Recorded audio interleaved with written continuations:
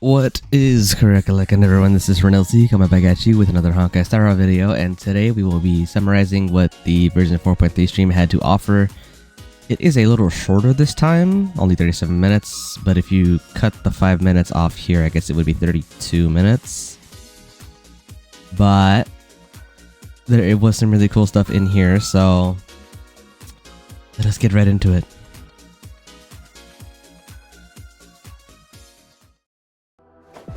From the very beginning, Himeko never left Plain Arcadia. Really? I summon Graphia, mother of Imogenesis. May she come forth and deliver us into the world in canvas. Blade, you sure about this? Whether as Yingqing or as Blade, my journey has reached its end. I shall take veracity as my forge, and abundance as my iron. Die 1,000 deaths, and be tempered into a blade! Let our undying flesh be the iron, and let death, 1,000 times over, be the hammer. Are you ready to turn your vengeance against your god? Just as you suspected, there is a 52% probability that Mr. Ryusuke was being used by Hsr'S.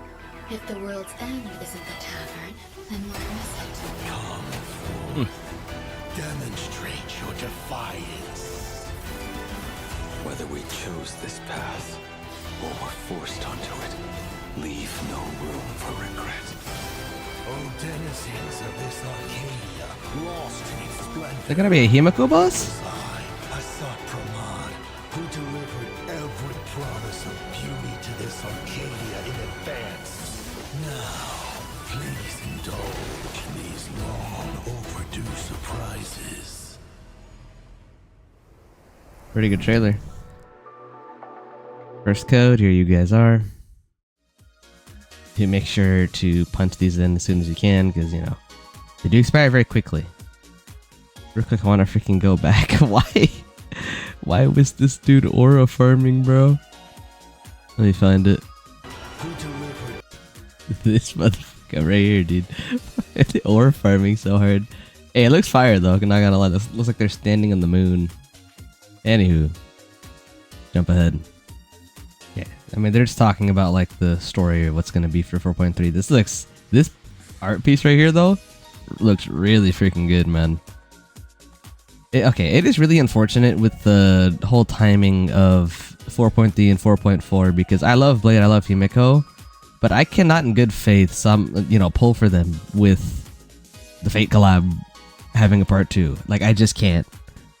It's not realistic, especially because I want to E6S5 all 4 Fate characters. That just diverting any cost is just gonna be such a pain, and it risks me not being able to get that goal completed at some point.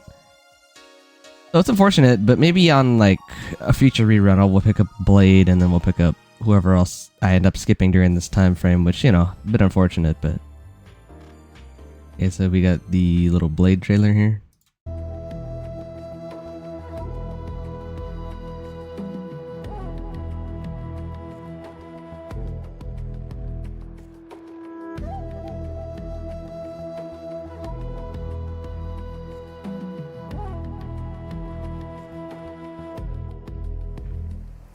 Take a look. When casting my ultimate with my body as the furnace, I reforge the broken sword. I will deploy a special zone and enter an enhanced state. Goodness! Such an intense scene right off the bat. That looks like it hurts. Quenched blue steel rings Freaking loud unlimited and clear. blade works. In the enhanced state, I'll unleash my skill, using a rain of swords to deal higher damage to enemies. So, in this form, both Blade's shard sword and his own appearance look different. That's right.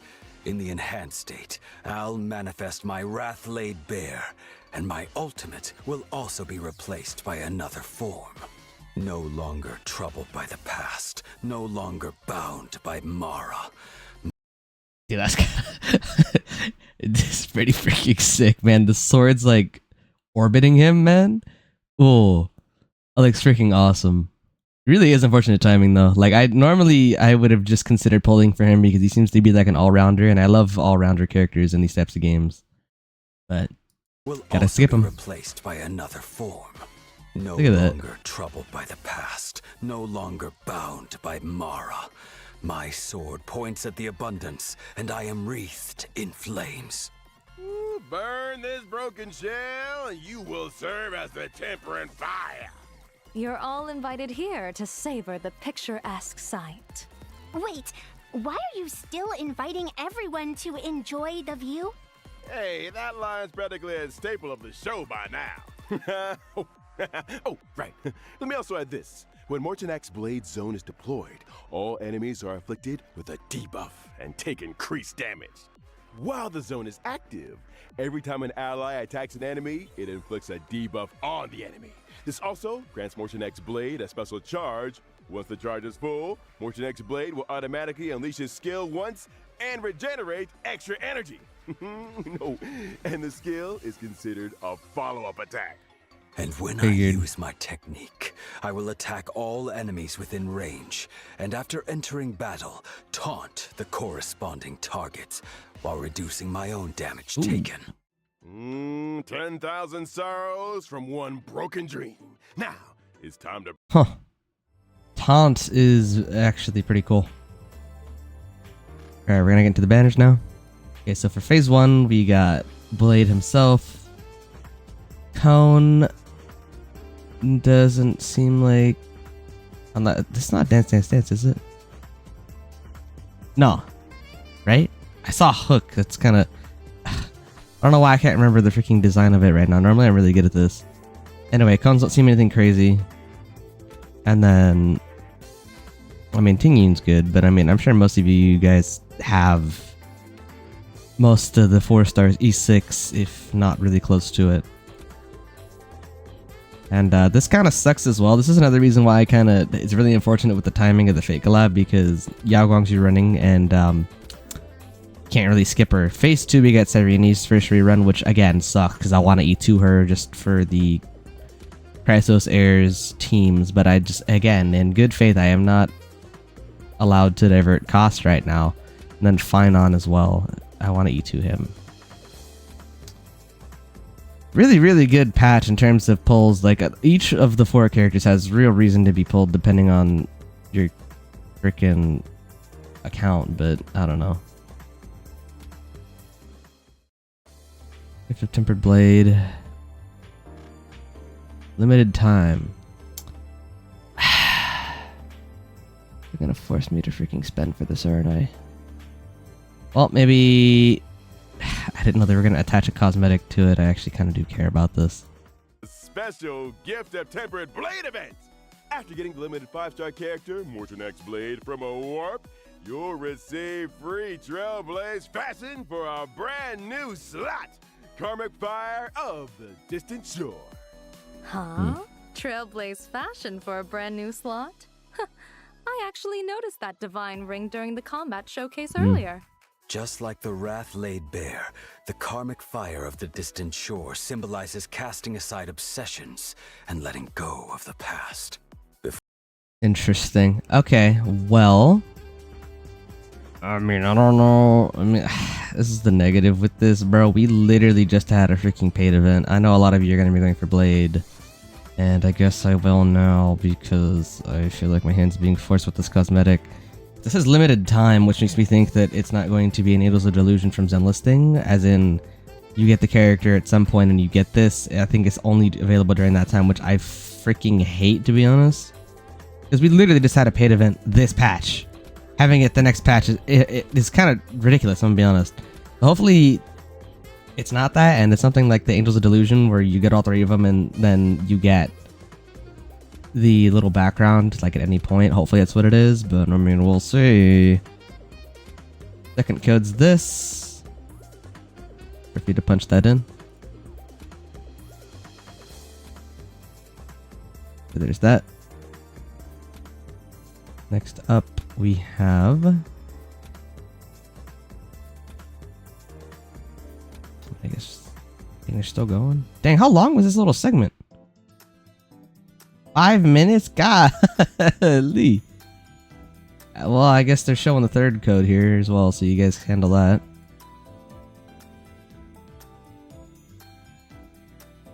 Okay, and then I think we probably have some event stuff coming up. Yeah.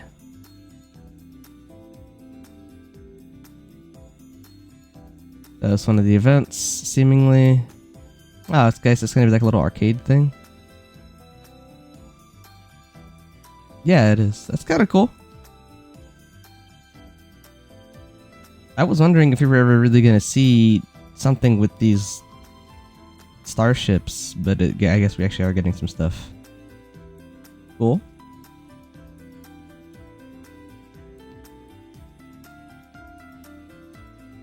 Then getting to other events. I guess they're planes, whatever. Obviously, my guys' favorite event, the free 10 pull. New relics. So supposedly this one on the left is supposed to be for Blade. The right one, I'm actually not sure who that's supposed to be for. Oh, you know, the flames makes me think Himiko. Maybe that's who it's for? Hard to say. New material as well. Seems like this is gonna be... Oh, this is Quantum? Oh, this is for Rin, straight up. 100% this is for Rin, because Rin's Quantum. And then new trace materials. Yeah, so this is literally just for Rin. Right here. And then the Omnicolor Full Zone series, this is gonna be for Gilgmesh, I'm telling you that right now. So Rin, Gilgmesh. Easily. Otherwise, why would they add in new ones, right? Widget. I mean, that's cool. I mean, it's not really that useful. I mean, I guess if you know, good to have information, I suppose, but when you're as informed as I am, you don't necessarily need the widgets because you just know already. Nice for those that want it, though. And then I believe this is them talking about the... Yeah, right here. So, for the future, every endgame mode that is not Anomaly Arbitration is going to have a third node, which wants you to have 3 teams. So, very, very big recommendation for me. Have 3 teams that do not share any characters. So, let's say you're running Elation. We'll just say Evanesha since she's on the screen right here. So, let's just say you're running the Evanesha, best team. So, you got Evanesha, Yao Guang, Trailblazer, and, Elation, and then Whoa. So, that's one team. You're going to want to have a team of 12. So, basically, 12 characters is what you're going to want to have for the future. So, I mean, if you've been doing Anomaly Arbitration anyway, you were going to have these 3 required anyway. So, something I'm curious to know is whether or not the third node is actually more difficult than the other ones. That would be curious to see. Because, one other thing, these new stages are going to actually offer Jades. Maybe not that much, because it's an extra 100, but it will stack up over time. So, like, over 2 patches, you're getting basically, like, 3 pulls with a bit of change. So, it's going to add up long term. It doesn't seem like a lot right now, though. But, again, highly recommend for me, have 3 teams. So, I guess you could just, let's just say Evanesha is your first team with that best in slot. Team 2, I don't know. I guess we'll just say, like, you want to rock a Herda team with Rin, and then, I don't know, I guess Tribi, and then your 4th can be Dan Hong, I guess. And then we'll just say the Remembrance Corps can be your 3rd team, or like Dot, whatever. So, either you rock Dot with Hyacine, or you just rock, maybe, Super Break. Sustainless would be a good idea as well, or you could rock Hyacine, whatever you want to do. Important thing here is just, I think having the 3 teams is going to be very important, so hopefully they are... Hopefully you guys are already preparing for it if you haven't already. Because another thing, I feel like this third node is going to be more difficult than the other 2, because it seems like these two don't have a special background, but this third one does. That leads me to believe that this third one is going to be more difficult. So there's the also option of saving your best team for that third node, assuming it, you know, that it's not being hard countered by the boss, which does happen. But just keep that in mind. Definitely don't spread yourself too thin. Make sure the teams are set up properly already. But I mean, if you guys are taking Endgame on, you probably have 2 teams available already, because that's kind of just how the game's landscape has been for a while. So if you don't have a third team set up, definitely just invest in that. And then the whole goal is just you have 12 characters, preferably. Oh, this is another thing. 12 characters and 12 light cones. That, I mean, yes, that's kind of a lot. I'm not gonna lie. But considering this game has been out for 3 years, and I mean, I'm not gonna lie, I spent money already, but I already have 3 teams, or I'm close to having 3 teams that will be able to clear endgame. My only problem is relics, because as you guys probably know by now, my relics are kind of ass, but that's because I'm spreading myself thin with trying to prepare them in a quick time frame. I also just want to be able to cover this stuff faster than not, so, you know. But we've been able to clear anomaly arbitration already, so I don't think it's going to be that big of a deal. But as I said, that is a thing that is coming, so do keep that in mind. Let's see if there's anything else. Yeah, right here. Extra 100.